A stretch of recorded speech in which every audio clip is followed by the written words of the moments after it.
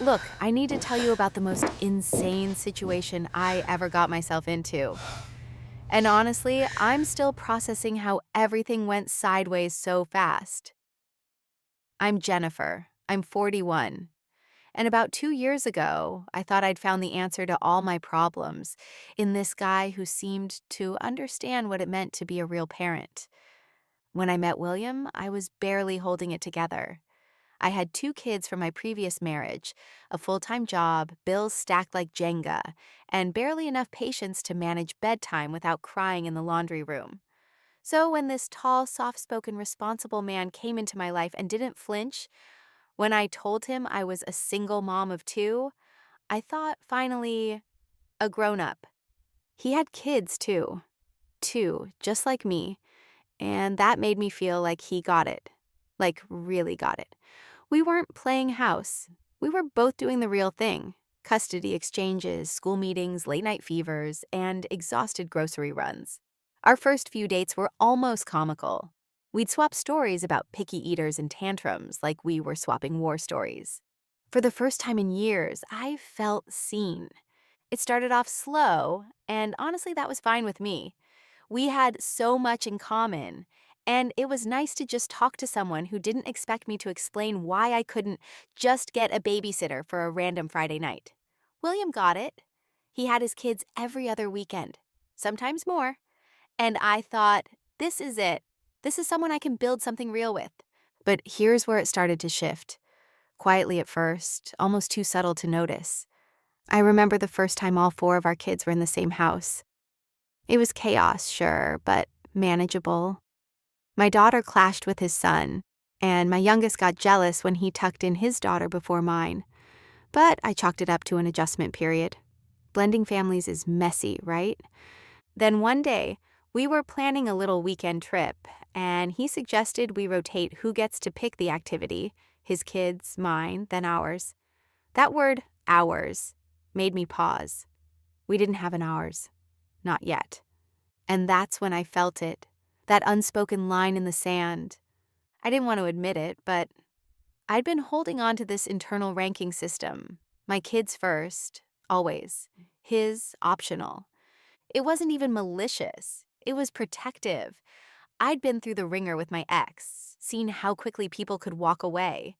I wasn't about to prioritize someone else's children over my own, and in my mind, that just made sense. You protect your nest first. But William didn't see it that way. He wasn't just playing dad on weekends. He was a dad, all the time. And he expected me to treat his kids like they mattered, not just when it was convenient.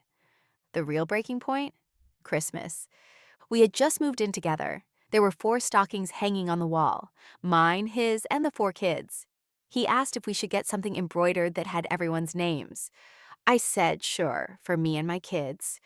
And I didn't mean it to be cold, I just didn't see why I had to blend everything. It didn't feel natural.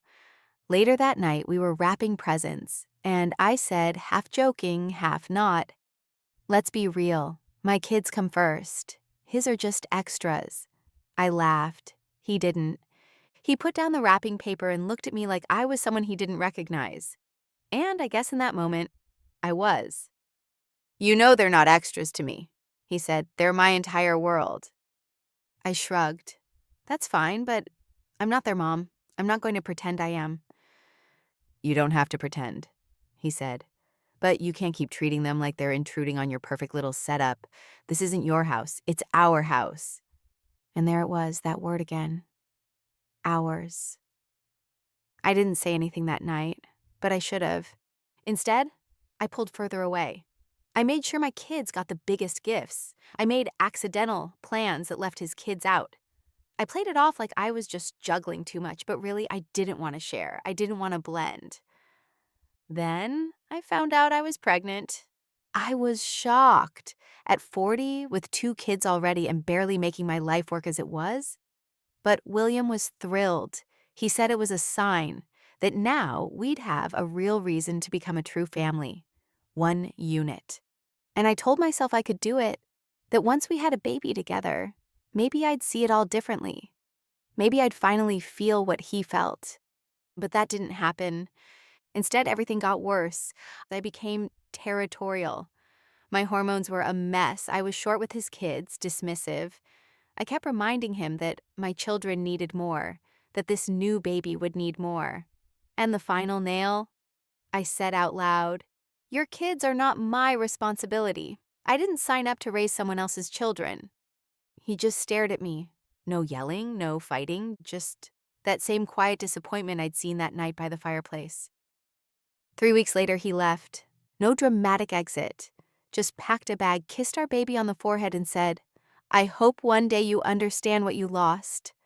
And now, I'm here, alone, with a newborn. My older kids love their baby sibling but resent the tension in the house. William moved 2 hours away to be closer to his kids full time. He still visits the baby, always shows up when he says he will, but the warmth is gone. The man who used to make dinner while I bathed the kids, who'd rub my back without being asked, who once whispered, "We're building something strong," he's gone. And it's because I made him feel like his children were disposable. Looking back now, I realize I wasn't just protecting my kids. I was closing myself off to love that didn't come in the package I wanted. I treated his children like baggage instead of blessings. I thought being loyal to my own meant keeping everyone else at arm's length. But that's not how love works. And now I'm the one on the outside. A single mom. Again. This time with a baby and no help. Because I thought I was drawing boundaries. But really, I was building walls.